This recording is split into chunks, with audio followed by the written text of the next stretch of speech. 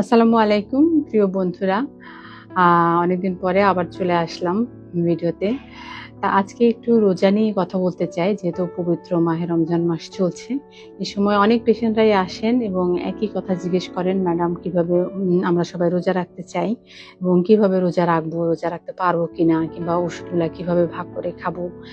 বেশিরভাগ পেশেন্টই খুব চান যে তারা আসলে রোজা রাখবেন। আমরা যেটা বলি যে অ্যাক্টিভ কেমোথেরাপি যাদের চলছে, যে সমস্ত পেশেন্টরা হসপিটালে ভর্তি আছে অথবা অ্যাক্টিভ কেমোথেরাপির ভিতর আছে অথবা বোন ম্যারো ট্রান্সপ্লান্ট চলছে, তারা কোনোভাবেই রোজা রাখতে পারবেন না। এটা হচ্ছে একটা কথা। এবং সেক্ষেত্রে আমি যে ইসলামের নিয়ম অনুসারে যে অন্য কাউকে খাবার দিয়ে দেওয়ার ব্যবস্থা, সেই পন্থাটা তারা অবলম্বন করতে পারেন।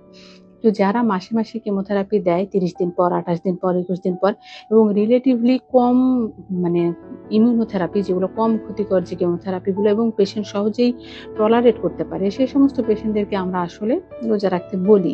এবং এটা কিভাবে বলি, এটা আসলে ইন্ডিভিজুয়ালাইজড। প্রত্যেকটা পেশেন্টের তার পারফরমেন্স স্ট্যাটাস, তার শারীরিক অবস্থা, তার রোগের ধরন এবং সে রোজা রাখতে পারবে কিনা, তার ডিহাইড্রেশন হলে কোনো ক্ষতি হবে কিনা, এই সমস্ত কিছু বিবেচনা করে প্রত্যেকটা পেশেন্টকে আমরা আসলে আলাদাভাবে অ্যাডভাইস দিই।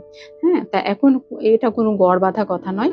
তো যে পেশেন্টরা সাধারণত এখন অনেক কেমোথেরাপি চলে আসছে, যেটা খুবই মাইল্ড পর্যায়ের কেমোথেরাপি, কিংবা ওষুধ খেলেই ভালো থাকেন, তারা তো সহজেই রোজা রাখতে পারবেন। আর আপনারা সবাই জানেন রোজার একটা উপকারিতা আছে, রোজা রাখলে অটোফেগি হয় এবং এতে ক্যান্সার সেলটা ফিরে আসার কিংবা বৃদ্ধি পাওয়ার প্রবণতাটা অনেকটা কমে যায়। এটা হচ্ছে সায়েন্টিফিক্যালি প্রুভড।